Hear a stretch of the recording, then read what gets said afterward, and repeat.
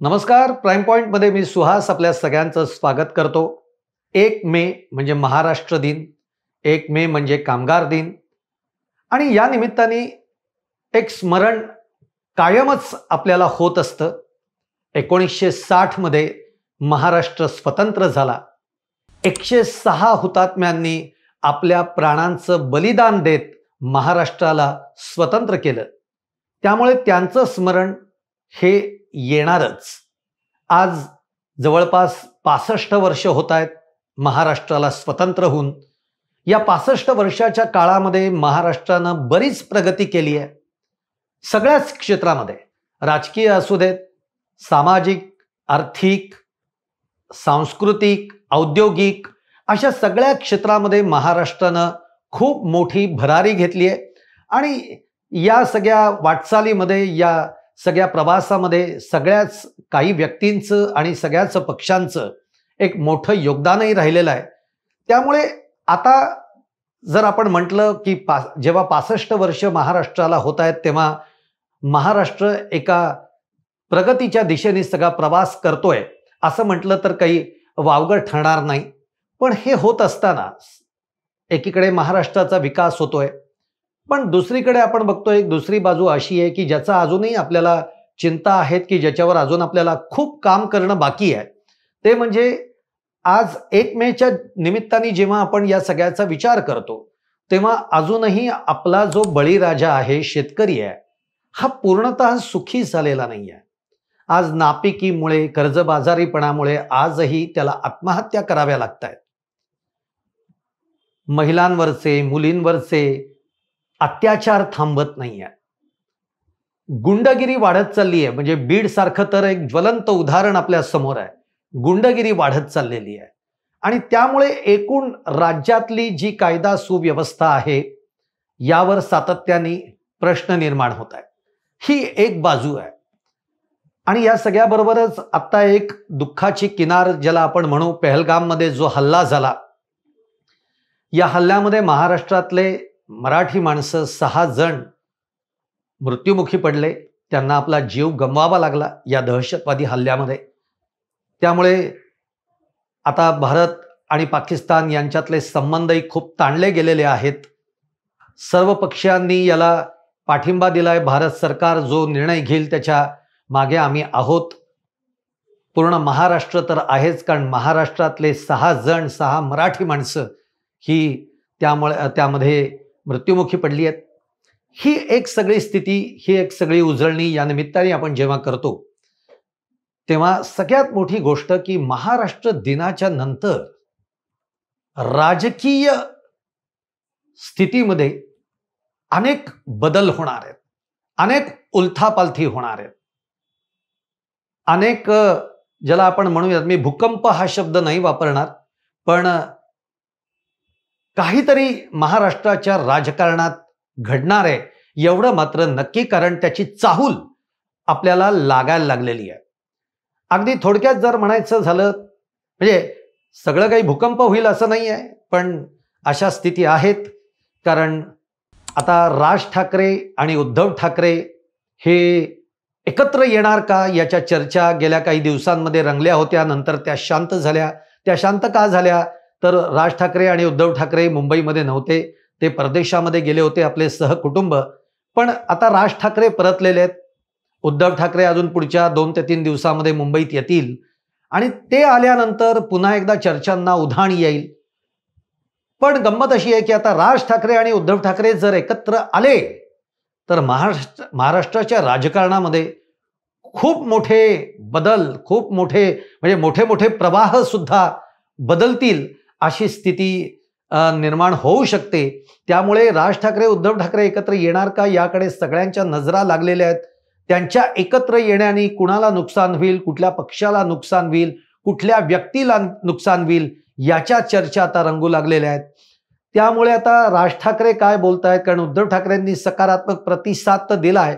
आता वेळ आहे ती राज ठाकरेंनी पुढचं पाऊल टाकायची. त्यामुळे राज ठाकरे कसं टाकणार हे बघणं आता खूप महत्त्वाचं ठरणार आहे. त्यामुळे 1 मे नंतरचा येणारा काळ हा राज ठाकरे आणि उद्धव ठाकरे हे एकत्र येणार का या दृष्टीनं अत्यंत महत्त्वाचा राहणार आहे. आणि त्यांच्या एकत्र येण्यावर किंवा न येण्यावर बरंच मोठं राजकारण हे पडद्यामागे आणि पडद्यासमोर घडणार आहे, हे मात्र नक्की. दुसऱ्या गोष्टीचा आपण जेव्हा विचार करतो तेव्हा 1 मे महाराष्ट्र दिनाच्या निमित्तानेच रुसव्या फुगव्यांना सुरुवात झालेली आहे. रायगडमध्ये ध्वजारोहणाच्या कार्यक्रमावरून हे रुसवे फुगवे बघायला मिळत आहेत. कारण रायगडचं पालकमंत्री पद जे आहे ते आदिती तटकरे यांना प्रथमतः देण्यात आलेलं होतं.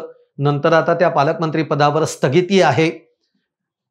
आदिती तटकरेंना पालकमंत्री केलं, त्यामुळे भरत गोगावले शिवसेनेचे नाराज झाले. ते इतके नाराज झाले की त्यांची नाराजी तर त्यांनी बोलून दाखवलीच, पण त्यांच्यामुळे एकनाथ शिंदे देखील महायुतीमध्ये नाराज झालेले आहेत. कारण नाशिकचं एक पालकमंत्रीपद आणि रायगडचं पालकमंत्रीपद हे एक भाजपने घेतलं आणि एक आदिती तटकरे म्हणजे राष्ट्रवादीकडे दिलं, त्यामुळे एकनाथ शिंदे नाराज झालेले आहेत. यापेक्षाही अधिक भरत गोगावले नाराज झालेत.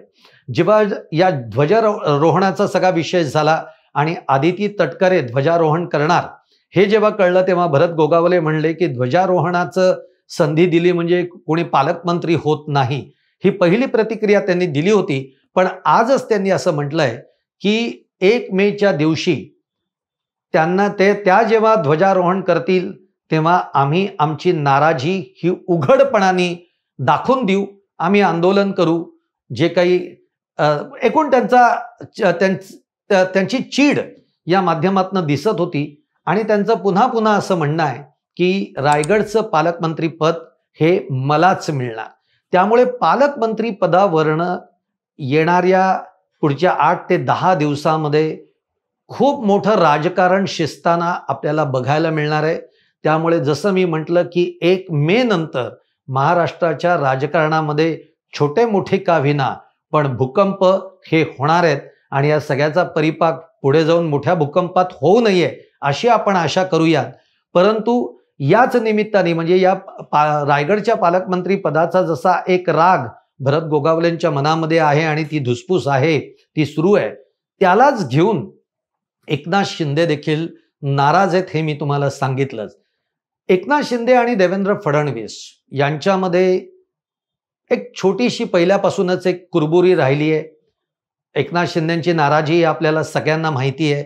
आतापर्यंत ज्याला आपण म्हणू की छुपे वाद दोघांमध्ये दिसत होते, जाणवत होते, परंतु आता हे वाद थेट उघडपणाने होऊ लागलेले आहेत.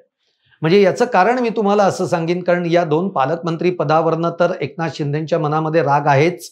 याशिवाय पहिल्यापासून म्हणजे OSDची नेमणूक करण्यापासून तिथे आपल्याला बांध घातला गेला, हा राग एकनाथ शिंदेच्या मनामध्ये.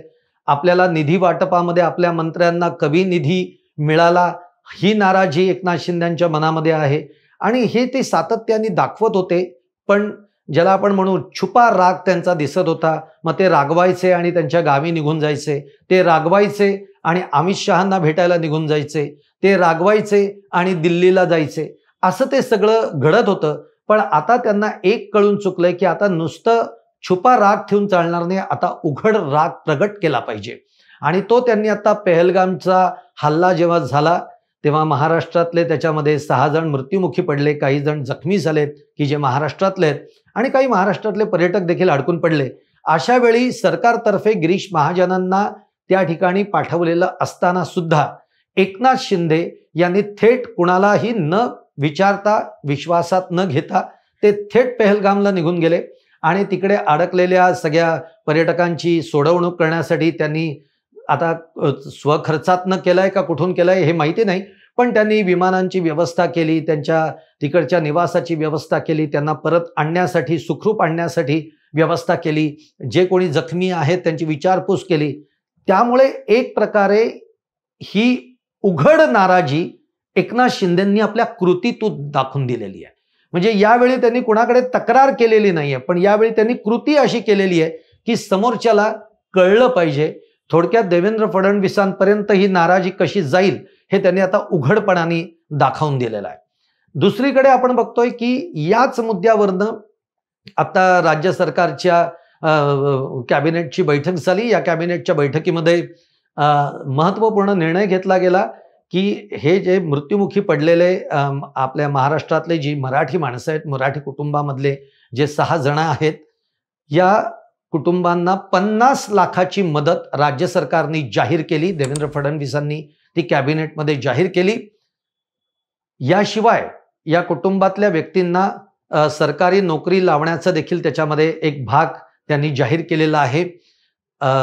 म्हणजे बघा की एकीकडे तिकडे ते उघडपणाने पहलगाममध्ये अडकलेल्या पर्यटकांना, महाराष्ट्रातल्या पर्यटकांना ते मदत करायला एकनाथ शिंदे जातात. इकडे सरकार एक मोठा निर्णय घेत आहे, ज्याच्यामध्ये देवेंद्र फडणवीस हा निर्णय घेत आहेत. म्हणजे आता या दोघांमधलं जे वाद होते हे आता उघडपणाने एकमेकांच्या कामातून, कृतीतून आता तो समोर यायला लागलेला आहे.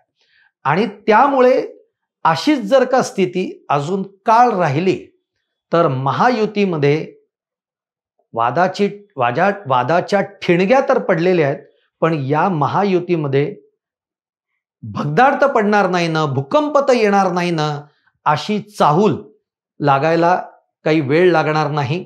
त्यामुळे आजचा जो मी व्हिडिओ करतोय तो त्याच निमित्ताने मी केलेला आहे की 1 मे नंतर महाराष्ट्राच्या राजकारणामध्ये अनेक बदल हे संभवतात. आता हे बदल चांगले आहेत, कसे आहेत हे आता सांगता येणार नाही, पण काही घडामोडी या 1 मेच्या नंतर घडणार हे मात्र निश्चित.